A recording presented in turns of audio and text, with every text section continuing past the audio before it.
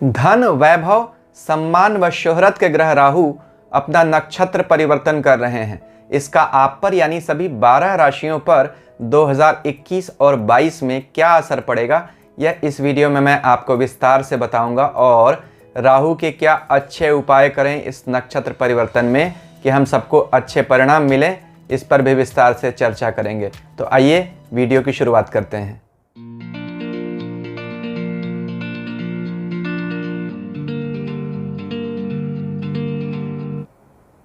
ओम नमः शिवाय। मैं अंशुमान आपका स्वागत करता हूं। कलयुग के राजा ग्रह राहु अपना नक्षत्र परिवर्तन कर रहे हैं। महर्षि पराशर कहते हैं कि राहु 9 ग्रहों में सबसे अधिक शक्तिशाली ग्रह हैं, क्योंकि वह सूर्य को भी ग्रहण लगा सकते हैं, उसे भी ढक सकते हैं। ऐसी हिम्मत दूसरा कोई ग्रह कर ही नहीं सकता। इसलिए राहु ऐसे हर काम के द्योतक ग्रह हैं जिसके लिए अत्यधिक हिम्मत की ज़रूरत पड़ती है। तो जितने प्रख्यात या कुख्यात लोग होते हैं वह राहु प्रभावित होते हैं। अब राहु अपना नक्षत्र बदल रहे हैं 5 अक्टूबर 2021 को, जब वह रोहिणी नक्षत्र से निकलकर कृतिका नक्षत्र में जाएंगे और यहाँ 14 जून 2022 तक रहेंगे। नक्षत्र परिवर्तन क्यों विशेष है? हम सब जानते हैं, ग्रहों के राशि परिवर्तन को देखते रहते हैं, लेकिन एक राशि में 2.25 नक्षत्र होते हैं। तो ग्रह एक ही राशि में बैठने के बावजूद भी अलग अलग परिणाम देते हैं अपने अलग अलग नक्षत्रों में स्थिति के कारण। अलग नक्षत्रों का अलग स्वभाव होता है, तो ग्रह एक नक्षत्र से जब दूसरे में जाता है तो उसका स्वभाव भी बदल जाता है। इसीलिए यह नक्षत्र परिवर्तन बहुत विशेष है। किन लोगों पर इसका अधिक असर पड़ेगा, इस वीडियो में हम क्या जानेंगे? इस वीडियो में हम जानेंगे कि सभी 12 राशियों पर क्या प्रभाव पड़ेगा, क्या अच्छा उपाय करें कि सभी लोगों के लिए परिवर्तन शुभ हो, और क्या हम जाने इस नक्षत्र परिवर्तन से कि हमें किस स्तर पर यह प्रभावित करने वाला है। तो वैसे तो सभी को यह प्रभावित करेगा, क्योंकि नक्षत्र तो सबके लिए ही बदल रहा है, राहु तो सबके लिए ही बदलेगा, लेकिन किन लोगों पर इसका अधिक असर पड़ेगा? सूर्य व चंद्रमा की राशियों वाले और शुक्र की राशि वाले जो लोग हैं उनके लिए बाकी राशियों के मुकाबले अधिक असर पड़ेगा। ऐसा क्यों? क्योंकि कृतिका नक्षत्र में जा रहे हैं जो सूर्य का नक्षत्र है। तो कृतिका यानी सूर्य वाले लोगों को, सिंह राशि वाले लोगों को फर्क पड़ेगा। कृतिका में चंद्रमा उच्च के होते हैं, तो चंद्रमा के पास जब आएंगे तो कर्क राशि जो चंद्रमा वाले लोगों की है उन पर भी असर पड़ेगा।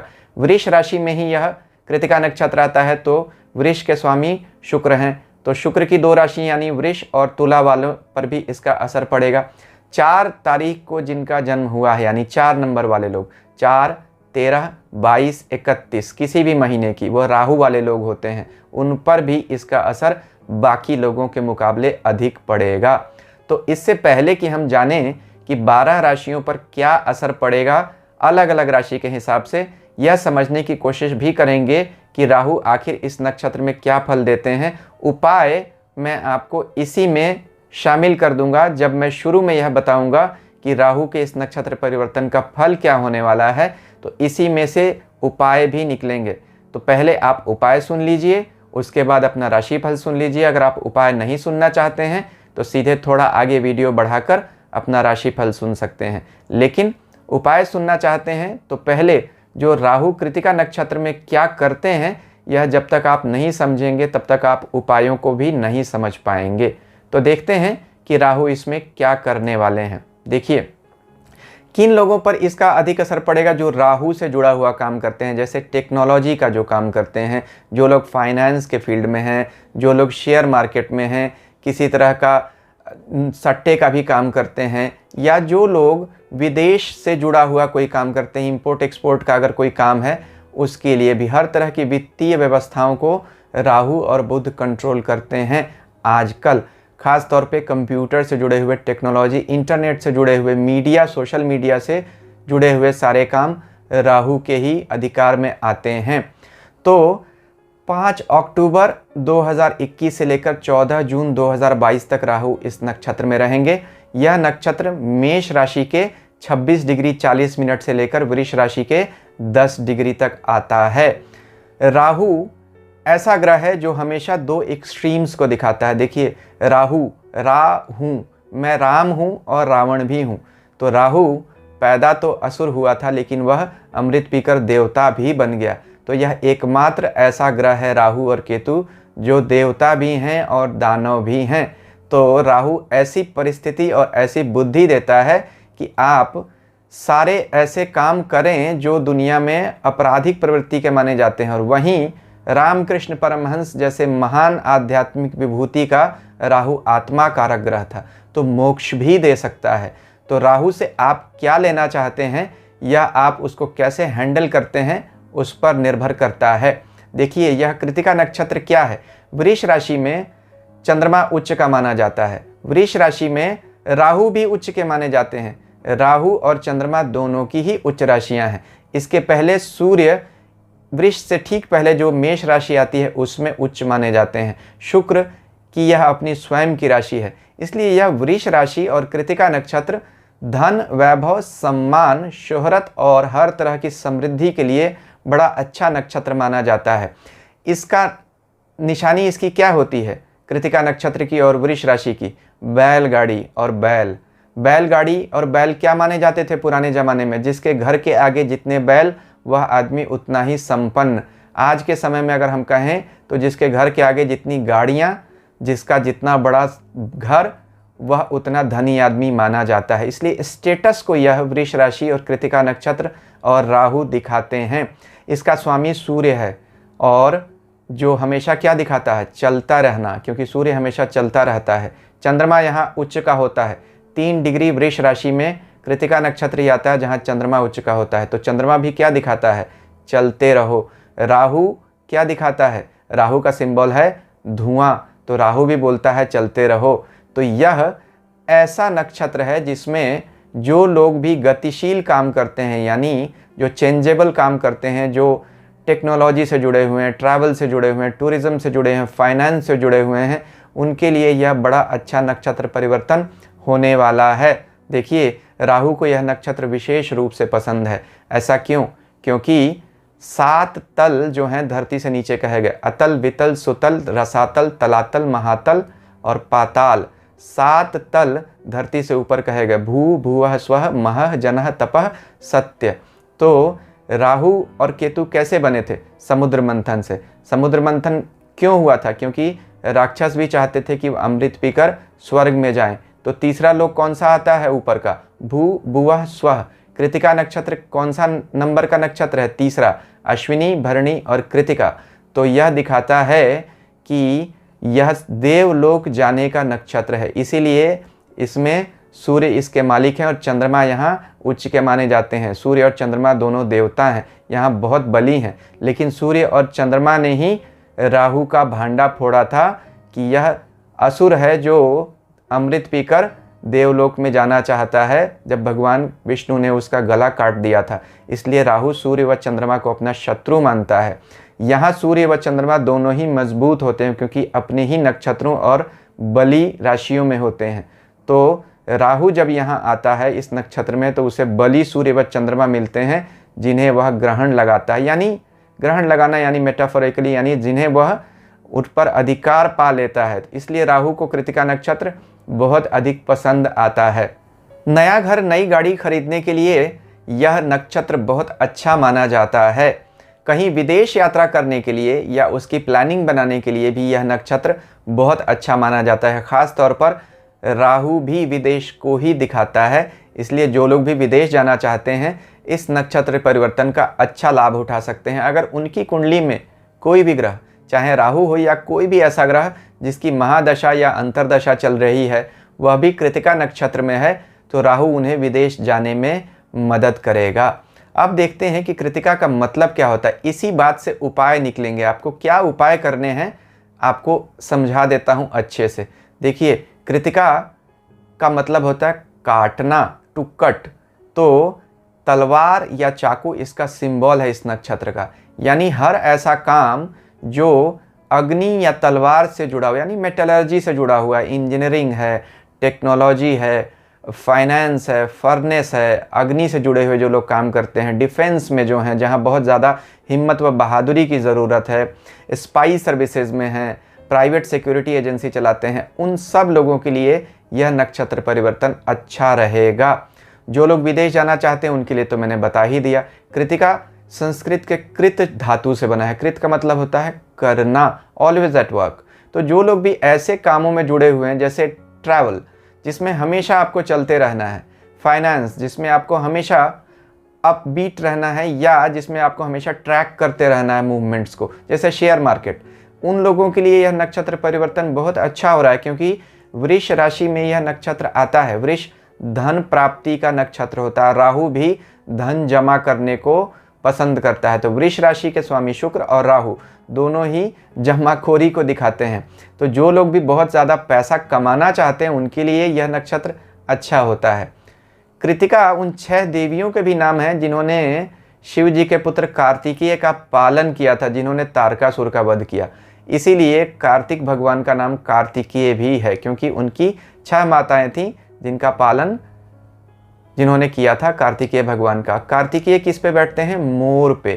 तो राहु का अच्छा उपाय क्या होता है? सभी जानते हैं, मोर पंख रखने से राहु शांत होता है, क्योंकि राहु क्या है? राहु सांप है। राहु और केतु, राहु सांप का सर है और केतु सांप की पूंछ है। सांप किससे डरता है?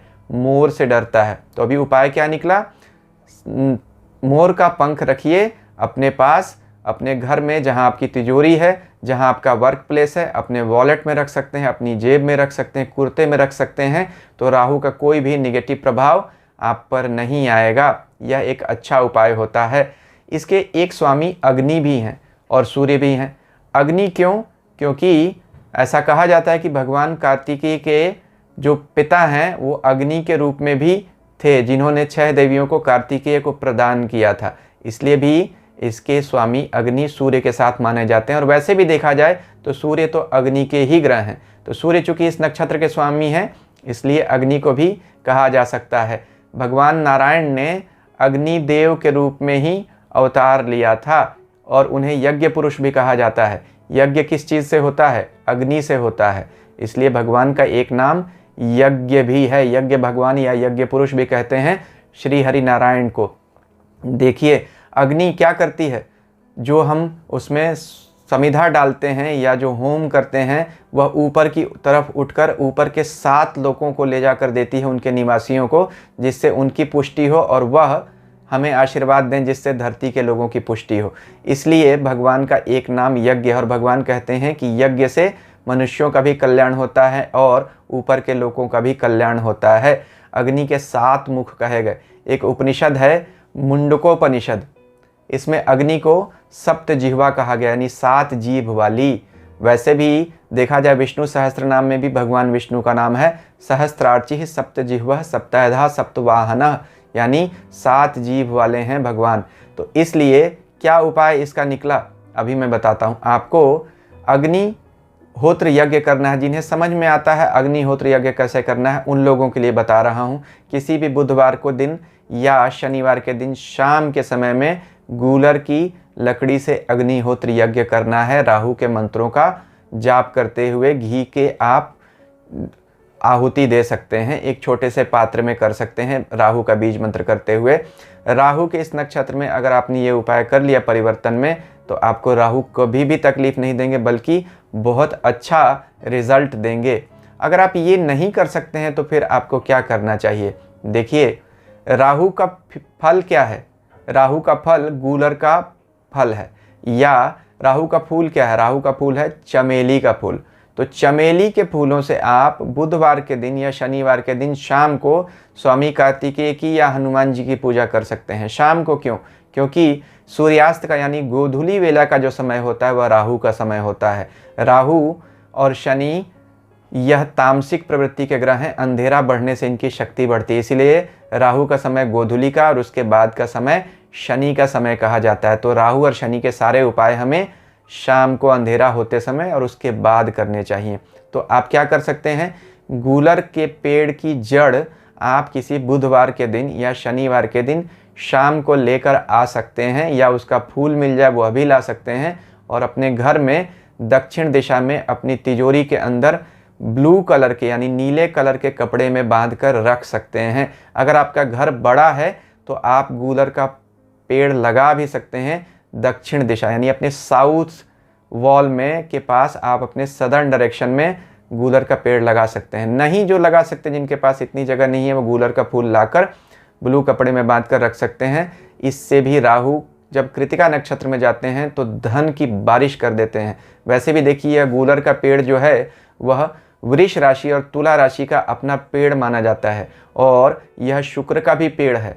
इसलिए गूलर का पेड़ बहुत ज़्यादा धार्मिक मान्यता वाला पेड़ है। भगवान दत्तात्रेय का पेड़ कहा जाता है। भगवान दत्तात्रेय गूलर के पेड़ के नीचे रहते हैं। यहाँ तक कि विष्णु सहस्त्रनाम में भी भगवान विष्णु का एक नाम है औदुंबर। औदुंबर गूलर को ही कहा जाता है। औदुंबरो अश्वत्थः चाणूरान निषूदनः, यह श्लोक है। यानी भगवान विष्णु औदुंबर स्वरूप में है। औदुंबर यानी गूलर का पेड़। तो गूलर का पेड़ की जड़ रखने से, उसकी फूल रखने से या उसका पत्ता भी रखने से दक्षिण दिशा में अपने घर की या अपने पास भी राहु प्रसन्न रहता है और अच्छे रिजल्ट देता है। स्क्रीन पर आप जो गूलर का फल या गूलर का पेड़ देख रहे हैं, यह बहुत ही चमत्कारिक औषधियों के रूप में भी प्रयोग होता है। मेरे पीछे आप जो किताब देख रहे हैं महर्षि वाग्भट की अष्टांग हृदयम, इसमें कहा गया है कि गूलर के पेड़ से या इसकी जड़ से, इसकी छाल से, इसके पत्तों से और इसके फूलों से, फलों से ऐसी औषधियाँ बनाई जाती हैं जिनमें कैंसर तक को ठीक करने की क्षमता है, या पेट के, स्किन के और दिमाग की बीमारियों का इससे बड़ा अच्छा इलाज होता है। तो राहु किन बीमारियों को दिखाता है? राहु पागलपन को दिखाता है। दिमाग की बीमारियां, नसों की कमजोरी राहु के कारण होती है।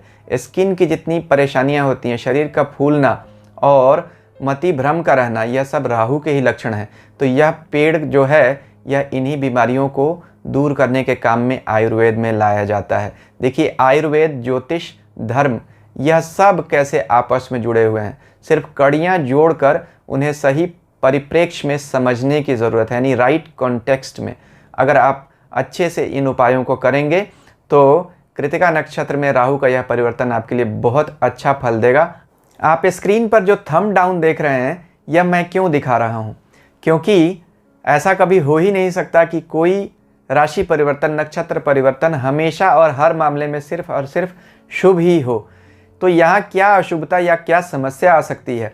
देखिए, कृतिका नक्षत्र में 4 चरण होते हैं। 3 चरण में तो राहु वृष राशि में रहेंगे।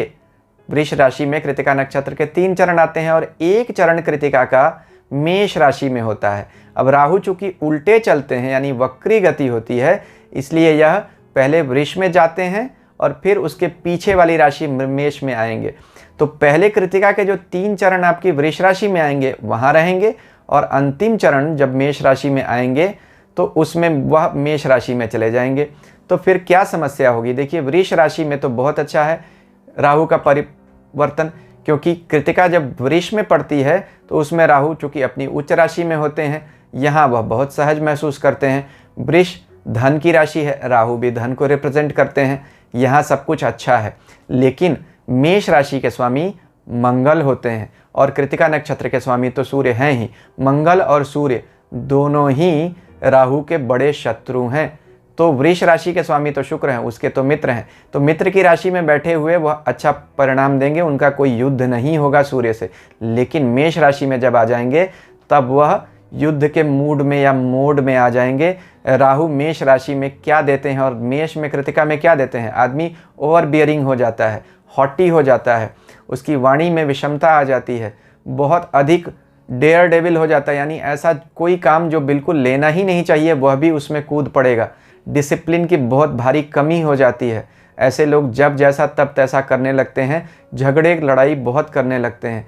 यही एक समस्या आ सकती है, आपको इससे बचना पड़ेगा। कब ऐसा हो सकता है? स्वास्थ्य की भी समस्या आ सकती है, मुंह के और सर के रोग दे सकते हैं। तो जैसा मैंने कहा, कब ऐसा होगा? राहु लगभग 8 महीने 10 दिन इस नक्षत्र में रहेंगे। तो यानी 4 चरण होते हैं नक्षत्र के, तो 3 चरण तो वह वृष राशि में कृतिका में रहेंगे, तो लगभग 7 महीने तो वह इसमें रहेंगे। 1 महीने 10 दिन जब वह अंत में जाएंगे कृतिका नक्षत्र में, तो यानी अप्रैल एंड से लेके जून 10 तारीख तक अब आपको यहाँ सावधान रहना पड़ेगा। तो मई और जून का महीना राहु के लिए आपको सावधानी बनानी पड़ेगी। उसी समय इस नक्षत्र परिवर्तन के बुरे परिणाम सभी राशियों को लगभग देखने पड़ेंगे। बाकी 3 चरण तक परिवर्तन अच्छा रहेगा, इसलिए मैं थम्स अप दे रहा हूँ। अब हम 12 राशियों पर क्या परिणाम होगा उसकी चर्चा करते हैं। उससे पहले अभी तक अगर आपको मेरा वीडियो अच्छा लग रहा है और आप आगे ऐसे वीडियोस देखना चाहते हैं तो कृपया मेरे चैनल को सब्सक्राइब कीजिए और सब्सक्रिप्शन बटन के साथ लगी घंटी को ज़रूर दबा दीजिए। आइए मेष राशि से शुरुआत करते हैं। मेष राशि वाले लोगों के लिए राहु के कृतिका नक्षत्र में जाने से उनकी कुंडली का पहला, दूसरा और 5वां घर एक्टिवेट हो जाएगा। ऐसा क्यों? क्योंकि कृतिका नक्षत्र वृष राशि में और मेष राशि दोनों में आता है। तो मेष यानी उनकी राशि में ही राहु आ जाएंगे बाद में। वृष में तो अभी हैं ही जहाँ कृतिका नक्षत्र है, और चूंकि इसके स्वामी सूर्य हैं जो आपकी राशि से 5वें भाव में पड़ती है सिंह राशि, तो उसको भी एक्टिवेट करेंगे। यानी राहु पहले, दूसरे और 5वें तीनों भावों को जगा देंगे और उनका फल देने लगेंगे। पहले घर में राहु मति भ्रम की स्थिति क्रिएट करते हैं, कन्फ्यूज़न देते हैं कि यह किया जाए या ना किया जाए। अगर आपने उस बारे में अच्छे से विचार कर लिया तो फिर बहुत बड़ी सफलता भी देते हैं, लेकिन कन्फ्यूज़ बहुत करते हैं। दूसरे घर में बैठे हुए राहु धन तो बहुत देते हैं क्योंकि अपनी उच्च राशि में हैं, लेकिन खर्च भी कराते हैं और परिवार पे खर्च होता है। तो आप अपने कोई भी ऐसा खर्च करना चाहते हैं जो आप नहीं करना चाहिए, तो कृपया उसको ऐसी जगह इन्वेस्ट कर दीजिए जो फ्यूचर के लिए सिक्योर हो जाए। जैसे आपके पास पैसे हैं तो आप कोई नया घर खरीद सकते हैं, आपके पास पैसे हैं तो किसी पॉलिसी में इन्वेस्ट कर दीजिए फ्यूचर के लिए। आज का आपका इन्वेस्ट किया हो, क्योंकि दूसरे घर में राहु है तो फ्यूचर के इन्वेस्टमेंट्स के लिए बहुत अच्छा है। 5वें घर से हम पद, प्रतिष्ठा, सम्मान, संतान का विचार करते हैं, विद्या बुद्धि का। 5वें घर से जब राहु जाते हैं तो यूनिक आइडियाज़ आते हैं आदमी को। वहाँ से राहु अपनी 9वीं दृष्टि से लग्न को भी देखते हैं, यानी राशि को भी। तो राहु 5वें घर में जा तो नहीं रहे हैं, लेकिन 5वें घर के मालिक सूर्य के नक्षत्र में जा रहे हैं, तो 5वां घर भी एक्टिव है। तो ध्यान रखिए, अभी बहुत सारी नई डेवलपमेंट्स का समय आ रहा है आपके कृतिका नक्षत्र में जाने से। नौकरी के बारे में जो आपने बहुत समय से कुछ नई परियोजना या योजना बना कर रखी थी, उसको एक्टिवेट करने का टाइम आ गया है। जो लोग भी सोशल मीडिया के फील्ड में काम करते हैं, जर्नलिज्म में हैं या टेक्नोलॉजी के फील्ड में हैं, उनके लिए बहुत अच्छा समय है। तो मेष राशि वाले लोगों के लिए समय अच्छा कहा जा सकता है। वृष राशि वाले लोगों के लिए राहु बड़ी संभावनाएं लेकर आ रहे हैं। कन्फ्यूज़न भी बहुत देंगे, लेकिन संभावनाएं भी बहुत ला रहे हैं। क्योंकि देखिए, वृष के लिए जब कृतिका में जाएंगे तो वह आपकी राशि से 12वें भाव यानी मेष राशि, क्योंकि मेष में भी कृतिका का एक चरण आता है, तो उसको भी एक्टिवेट करेंगे। 3 चरण वृष राशि में तो आते ही हैं, तो वहाँ राहु अभी राशि के ऊपर से ही चल रहे हैं। और चूंकि सूर्य का नक्षत्र है जो आपकी राशि से 4थे भाव में सिंह राशि आती है, जिसके स्वामी सूर्य हैं, तो उसको भी एक्टिवेट करेगा। यानी कि राहु यहाँ आपके 12वें, पहले और 4थे भाव को एक्टिवेट कर रहा है। 12वें भाव में राहु जब जाएगा तो खर्चे बढ़ाएगा, लेकिन विदेश जाने या जिनका भी इंपोर्ट एक्सपोर्ट से जुड़ा हुआ काम है उनके लिए बड़ा अच्छा समय है। हालांकि जब 3/4 समय तक तो लगभग राहु कृतिका नक्षत्र में वृष राशि में ही रहेगा, तो लगभग 10 अप्रैल तक जब तक यहाँ राहु रहेगा, सेहत संबंधी समस्या आपको तकलीफ दे सकती है।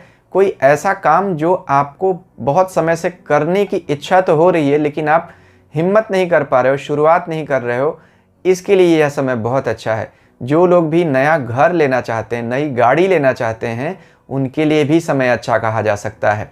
जब सूर्य भी उच्च के हो जाएंगे तब राहु का पूरा परिणाम आपको मिलने लगेगा। तो वृष राशि वाले लोगों के लिए हालांकि राहु का गोचर उनकी राशि के ऊपर से हो रहा है, शरीर के ऊपर से हो रहा है, मन के ऊपर से हो रहा है, तो उन्हें कन्फ्यूज़न बहुत अधिक है राहु का। लेकिन राहु इस राशि में उच्च का होता है, तो जो लोग भी अपने कन्फ्यूज़न को कर्टेल कर सकते हैं या उस पर काबू पा सकते हैं, उनके लिए ऐसा राहु संभावनाएं बहुत बड़ी बड़ी भी दे रहा है। मिथुन राशि वाले लोगों के लिए राहु जब कृतिका नक्षत्र में जाएंगे तो उनके 12वें भाव, 11वें भाव और 3रे भाव को एक्टिवेट कर देंगे, क्योंकि कृतिका नक्षत्र वृष राशि में आता है जो उनके 12वें भाव की राशि है। यह मेष में भी आता है जो उनके 11वें भाव की राशि है, और इसके स्वामी सूर्य वृष राशि के से 4थे यानी मिथुन राशि वाले लोगों के लिए उनके 3रे भाव के स्वामी बनते हैं। तो 3रा भाव नए स्टार्टअप्स का, मित्र मंडली का भी होता है, हमारे भाइयों का भी होता है और हमारे रिलेटिव्स का भी होता है। 11वां भाव भी हमारी मित्र मंडली का होता है और नई शुरुआत का होता है, कॉन्टैक्ट्स का होता है और इनकम का होता है। कोई भी नया काम शुरू करना चाहते हैं उसके लिए 11वां भाव बली होना ज़रूरी माना जाता है। 12वां भाव ऐसे लोगों के लिए बड़ा अच्छा होता है जो इन्वेस्ट करके कोई नया काम शुरू करना चाहते हैं, यानी 12वां भाव खर्च है। अब एक एग्जांपल लीजिए, अगर एक बिजनेसमैन खर्च ही नहीं करेगा शुरू में तो बाद में कमाएगा कैसे? तो बिजनेसमैन के लिए 12वां भाव और 11वां भाव का संयोग अच्छा माना जाता है, अगर 11वां 12वां से अधिक बली हो। अगर सिर्फ 12वां बली है और 11वां कमज़ोर है तो फिर क्या हो जाएगा? खर्च तो ज़्यादा हो जाएगा लेकिन इनकम उस प्रोपोर्शन में जनरेट नहीं होगी। या किसी ऐसे व्यक्ति का एग्जाम्पल लीजिए जो 12वें यानी विदेश जाता है पढ़ने के लिए, तो पढ़ेगा पहले, वो उसमें पैसे खर्च होंगे, बाद में वह नौकरी लेगा यानी 11वां भाव यानी इनकम क्रिएट करेगा। तो अगर किसी का 12वां भाव से 11वां ज़्यादा मजबूत है और दोनों इन्वॉल्व हो रहे हैं किसी नक्षत्र परिवर्तन में, तो ऐसा दिखता है कि ऐसे लोगों का शुरू में खर्च तो होगा लेकिन बाद में उससे प्रॉफिट बहुत आएगा। तो मिथुन राशि वाले लोगों के लिए ऐसा ही होता हुआ दिख रहा है। आपके बड़े लंबे नए नए कॉन्टैक्ट्स बनेंगे जो बहुत लंबे समय तक आपके साथ चलेंगे। तो कोई भी लोग जो इंश्योरेंस, कमीशन, ब्रोकरेज या ऐसे काम करते हैं जिनमें हमें नेटवर्किंग की ज़रूरत पड़ती है, उनके लिए बड़ा अच्छा समय है। आपको अपने कॉन्टैक्ट्स के थ्रू बड़े कॉन्ट्रैक्ट्स मिलेंगे। खर्च आपका बढ़ा रहेगा, सेहत की भी समस्या आपको आ सकती है, ख़ासतौर पे आँख पे और रीढ़ की हड्डी में जुड़े हुए समस्याएं आपको थोड़ी परेशान कर सकती हैं। लेकिन अगर आपने इनका उपाय जो मैंने वीडियो के शुरू में बताया था कर लिया तो मिथुन राशि वाले लोगों के लिए नक्षत्र परिवर्तन राहु का अच्छा होगा। कर्क राशि वाले लोगों के लिए अगर आप देखिए तो राहु का नक्षत्र परिवर्तन अच्छा रहेगा। कुछ मामलों में कुछ चिंताएं दे सकता है लेकिन लार्जली ये आपके लिए अच्छा रहेगा। ऐसा क्यों? क्योंकि देखिए, जैसा मैंने आपको कहा था, चंद्रमा कृतिका नक्षत्र में ही उच्च के होते हैं जिसमें राहु जा रहे हैं। और कर्क राशि वाले लोगों के लिए राहु कृतिका नक्षत्र में जब होंगे तो यानी या तो वह वृष राशि में होंगे या मेष राशि में होंगे, क्योंकि 3 चरण कृतिका के वृष राशि में पड़ते हैं जो आपकी राशि से 11वें भाव इनकम के घर की राशि है, इच्छा पूर्ति की, और एक चरण 10वें भाव में जहां मेष राशि आती है वहां आएगा। तो दोनों ही घर राहु को विशेष तौर पर पसंद है, 10वां और 11वां। शनि और राहु दोनों को ही 10वां और 11वां घर बहुत अधिक पसंद है क्योंकि यह उपचय भाव है, यह कर्म को दिखाता है और जितना हम काम करेंगे उतनी हमारी इनकम होगी। तो हर तरह का ऐसा काम जो नेटवर्किंग के थ्रू होता है, क्योंकि राहु नेटवर्किंग का प्लैनेट है, राहु पॉलिटिक्स का प्लैनेट है। बहुत सारे लोग जो राजनीति में हैं या सत्ता में जाना चाहते हैं उनके लिए बड़ा अच्छा समय है। तो कर्क राशि वाले बहुत सारे लोगों को पद प्रतिष्ठा देगा। जो राजनीति में नहीं है, नौकरी में है, उनके लिए प्रमोशन का योग बनाएगा। राहु चिंता ज़रूर देगा आपको, खासतौर पर वाहन चलाते समय आपको सावधानी रहनी पड़ेगी। माँ और घर में किसी तरह के तनाव से आपको संभलना पड़ेगा, माँ की तबीयत पे भी आपको ध्यान रखना पड़ेगा। यहाँ पे राहु अगर आप देखिए तो आपके दूसरे भाव को भी एक्टिवेट कर रहे हैं, क्योंकि कृतिका नक्षत्र के स्वामी सूर्य आपकी राशि से दूसरे धन भाव के भी स्वामी बनते हैं। तो दोनों धन भावों को एक्टिवेट कर रहे हैं और कर्म के भाव में स्वयं ही बैठ जाएंगे बाद में। तो कर्क राशि वाले लोगों के लिए बहुत बड़ी संभावनाएं लेकर राहु आ रहे हैं। देखते हैं आप अपने पत्ते कैसे खेलते हैं या खोलते हैं और कैसे अपनी बिसात बिछाते हैं, क्योंकि राहु बिसात बिछाने का महारथी है, यानी प्लानिंग का। तो जितना प्लानिंग आप अच्छा कर सकेंगे उतना आपको राहु अच्छा दे देगा। सिंह राशि वाले लोगों के लिए राहु का नक्षत्र गोचर मिला जुला होगा, ज़्यादातर अच्छा माना जा सकता है। ऐसा क्यों? क्योंकि राहु आपके राशि से 10वें भाव से गोचर कर रहे हैं और 9वें भाव से भी गोचर करेंगे, क्योंकि कृतिका नक्षत्र वृष राशि और मेष राशि दोनों में आता है। मेष आपके 9वें घर की राशि है और वृष आपके 10वें घर की राशि है। और आपके राशि के स्वामी सूर्य के ही नक्षत्र में जब यह गोचर करेंगे तो राशि भी एक्टिवेट हो जाएगी। तो आपका पहला, 9वां और 10वां 3 घर राहु एक्टिवेट कर रहे हैं और 10वें में बैठ रहे हैं और 9वें में भी बैठेंगे जब चौथे चरण में जाएंगे। हालांकि राहु सूर्य के मित्र नहीं है, लेकिन राहु का सूर्य के साथ कभी कभी संबंध बहुत बड़ी सफलता भी दिलाता है। समस्या क्या आती है? समस्या ये आती है कि राहु और सूर्य मिल जब जाते हैं तो पिता और बॉस को या तकलीफ होती है या उनसे तकलीफ होती है। यह बात तब बढ़ जाती है जब राहु का कोई संबंध 10वें या 9वें भाव से बन जाए, क्योंकि 9वां और 10वां दोनों भाव हमारे पिता और हमारे अधिकारी वर्ग को दिखाते हैं। तो पिता या अधिकारी वर्ग से किसी तरह का मनमुटाव या तकलीफ हो सकती है। अचानक कहीं ट्रांसफ़र होने के योग बन सकते हैं। किसी तरह का वाणी पर संयम अगर आपका छूटा तो फिर आपको कार्यस्थल पर तकलीफ आएगी। लेकिन अगर आप सावधानी से अपनी बातों को रख सकें तो 10वें घर का राहु आपको बहुत बड़ी संभावना भी देता है, क्योंकि कर्म स्थान में उच्च का राहु आदमी के कर्म में बहुत ऊंचाई लेकर आता है। तो सावधान रहिए। सेहत की भी सावधानी आपको रखनी पड़ेगी, क्योंकि राहु का संबंध आपकी राशि से भी स्थापित हो रहा है। तो मानसिक और शारीरिक दोनों स्वास्थ्य आपको ध्यान रखने पड़ेंगे और कार्यस्थल पर सावधानी। अगर आपने इन दोनों बातों का ठीक से ध्यान रखा, जो उपाय मैंने बताए थे वो किए, तो फिर सिंह राशि वाले लोगों के लिए यह अच्छा गोचर होगा।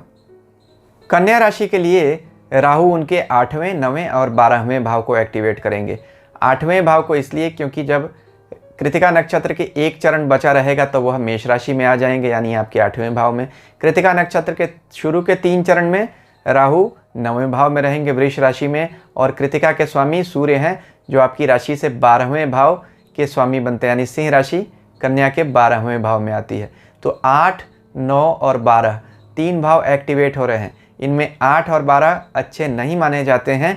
9वां ज़रूर अच्छा है, लेकिन वहाँ भी राहु बहुत अच्छा फल नहीं देते हैं 9वें भाव में।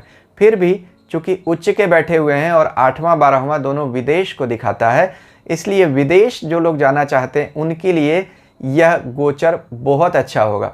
तो उनके लिए तो बहुत ज़्यादा अच्छा होगा, लेकिन बाकी लोगों को तकलीफ़ आएगी। ख़ास तौर पर जो लोग भी पढ़ाई लिखाई से जुड़े हुए कामों में हैं उनके लिए तकलीफ़ आएगी। एग्ज़ाम्स में आपको रिज़ल्ट मन मुताबिक नहीं आ पाएंगे।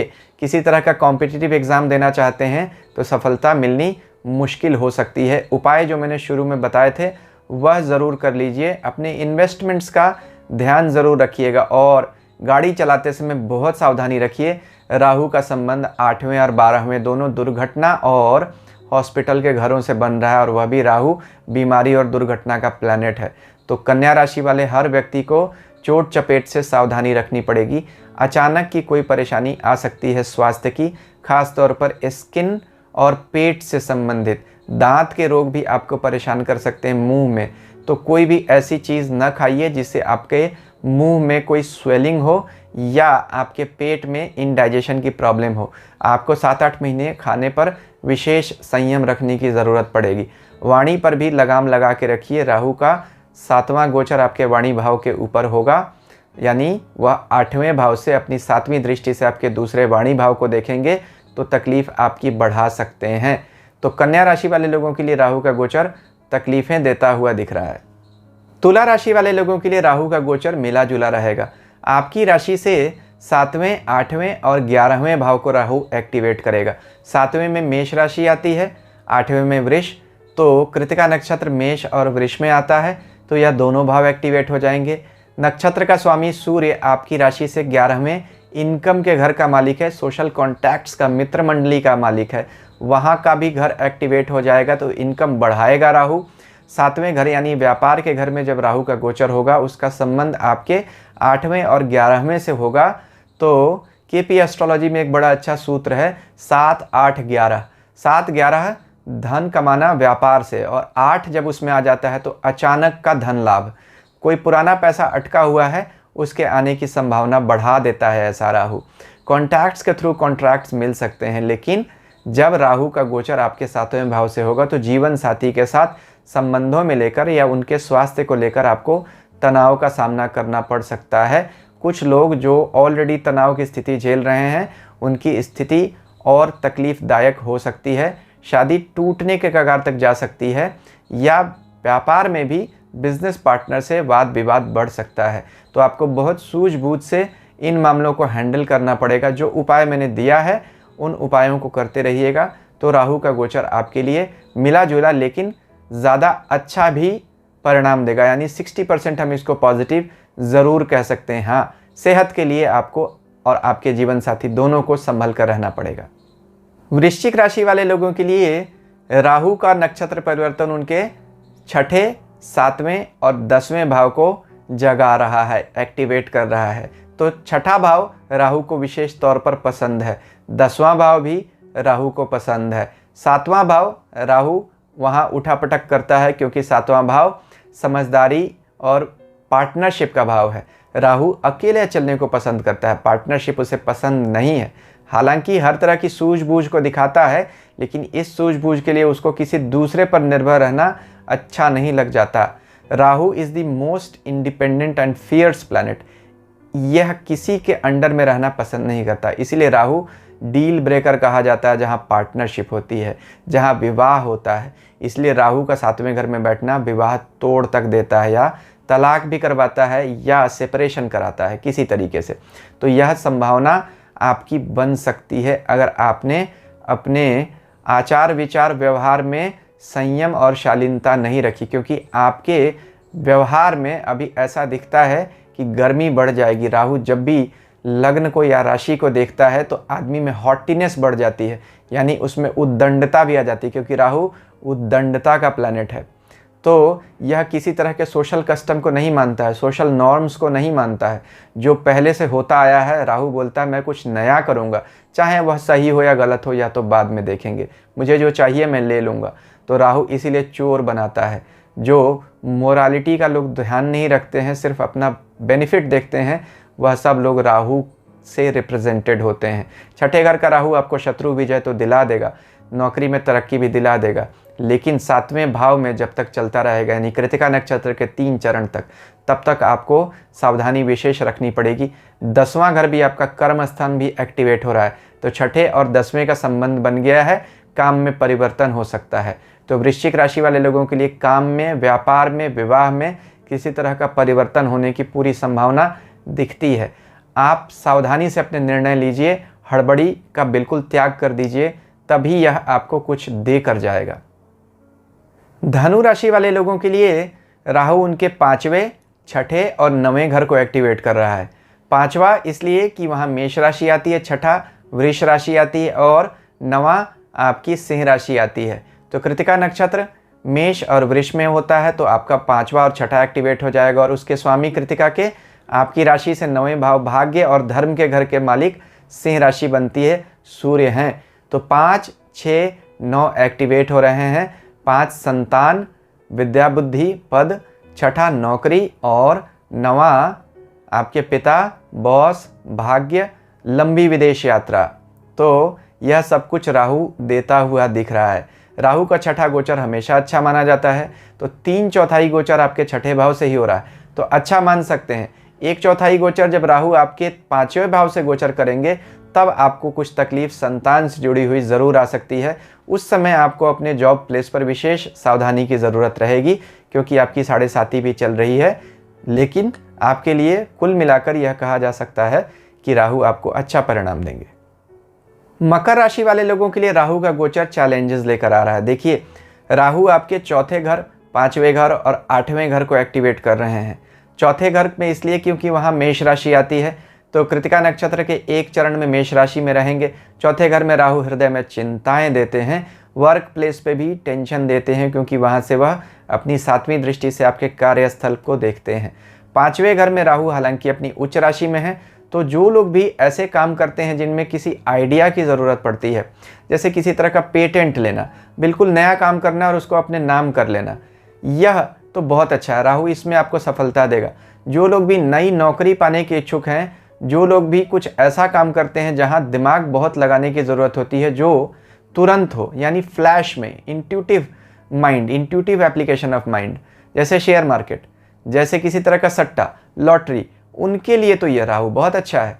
लेकिन बाकी जो लोग इससे जुड़ा काम नहीं करते हैं, दूसरे कामों में है, उन्हें राहु तकलीफ देगा। और संतान से जुड़ी तकलीफ तो सभी को भी लगभग देने वाला है राहु। आपके 8वें घर के मालिक बनते हैं सूर्य, जिनके नक्षत्र में राहु का गोचर हो रहा है, तो आपका 8वां घर एक्टिवेट हो रहा है। 8वां समस्याओं का घर होता है, जो अचानक से आ जाती हैं। 8वें घर का मालिक कभी भी 4थे और 5वें घर से अगर गोचर करे, तो फिर आपके घर में आपकी संतान को, आपकी माँ को, आपके मानसिक स्वास्थ्य को तकलीफ होती है। गाड़ी चलाते समय तो आपको बहुत ज़्यादा सावधानी की ज़रूरत रखनी है, क्योंकि शनि की 7.5 भी चल रही है। तो राहु का गोचर ज़्यादातर निगेटिव दिख रहा है मकर राशि वाले लोगों के लिए। जो उपाय मैंने वीडियो के शुरू में दिए हैं, उनको ध्यान से सुनिए, उनको कर लीजिए, तो यह निगेटिविटी बहुत हद तक कम हो जाएगी और न्यूट्रल जैसे रिजल्ट तो फिर भी मिल ही जाएंगे। कुंभ राशि वाले लोगों के लिए राहु उनके तीसरे, चौथे और सातवें घर को एक्टिवेट कर रहे हैं। तीसरे घर में मेष राशि, जिसमें कृतिका नक्षत्र के एक चरण में रहेंगे। चौथे घर में वृष राशि, जहां वह 3 चरण रहेंगे और इसके स्वामी कृतिका आपकी राशि के 7वें भाव के स्वामी बनते हैं। व्यापार व विवाह के घर के स्वामी सूर्य जो एक्टिवेट हो जाएंगे। तो आप लोगों में से बहुत लोगों की विवाह की संभावना दिखती है, कहीं दूर की यात्रा भी दिखती है, क्योंकि तीसरे और चौथे घर से राहु का गोचर आपको देश छुड़वा देता है या जहां आप रहते हैं उस स्थान में परिवर्तन लाने की पूरी संभावना रखता है। जीवन की नई शुरुआत भी होती है जब राहु का कोई संबंध 7वें भाव से बन जाता है। तो आपकी 7.5 भी चल रही है। 7.5 हमेशा जीवन में बड़े बदलावों को दिखाती है। जिन लोगों की भी शनि की दूसरी 7.5 चल रही है, यानी जीवन की दूसरी 7.5, उन लोगों को यह ध्यान रखने की ज़रूरत है कि शनि दूसरी 7.5 में वर्क प्लेस में यानी प्रोफेशन में बहुत बड़ा बदलाव ले आता है। बहुत सारे लोग जो नौकरी कर रहे होते हैं नौकरी छोड़ के बिजनेस करने लग जाते हैं। इतना आमूल चूल यानी कंप्लीट ओवरहॉल कर देता है शनि दूसरी 7.5 में काम धंधे में। तो आपको सावधानी रखनी पड़ेगी कि आप जो भी निर्णय लें ज़रा सोच समझ कर लीजिएगा। हड़बड़ी में कोई भी निर्णय न लें, क्योंकि राहु का गोचर आपके चौथे भाव से हो रहा है। चौथे भाव में राहु बैठकर मन में एक तरह की हड़बड़ी और निराशा भी बहुत बार देता है, और वर्क प्लेस को भी देख रहा है 7वीं दृष्टि से, तो वहाँ भी बदलाव ले आता है। हालांकि जो लोग भी तीसरे घर से जुड़ा हुआ काम करते हैं, यानी तीसरा घर हर तरह के इंडिपेंडेंट काम और कम्युनिकेशन को दिखाता है, तो जो लोग भी सोशल मीडिया में हैं, फाइनेंस में हैं, इंडिपेंडेंट कंसल्टेंसी, एडवाइजरी का काम करते हैं, शेयर मार्केट का काम करते हैं, उनके लिए राहु बहुत अच्छा है, क्योंकि राहु इन्हीं चीज़ों को तो दिखाता है। बाकी जो लोग रूटीन काम करते हैं इनसे जुड़ा हुआ, फिर उनको ज़्यादा सावधानी की ज़रूरत है, क्योंकि 7.5 भी चल रही है। तो ध्यान रखिए, पहली 7.5 चरण चल रहा है, कुछ गलत निर्णय न लीजिए जिनके लॉन्ग टर्म बुरे प्रभाव हो सकते हैं। राहु बहुत बार बुद्धि घुमा देता है, इसी बात का ध्यान रखिए। जो उपाय शुरू में दिए हैं उनको करते रहिएगा, तो यह गोचर आपके लिए अच्छा ही जाएगा। मीन राशि के लोगों के लिए राहु का नक्षत्र परिवर्तन विशेष होने वाला है, धनु और मीन दोनों के लिए। देखिए, गुरु भी जनवरी में राहु के शतभिषा नक्षत्र में चले जाएंगे, और राहु अभी सूर्य के नक्षत्र में हैं ही।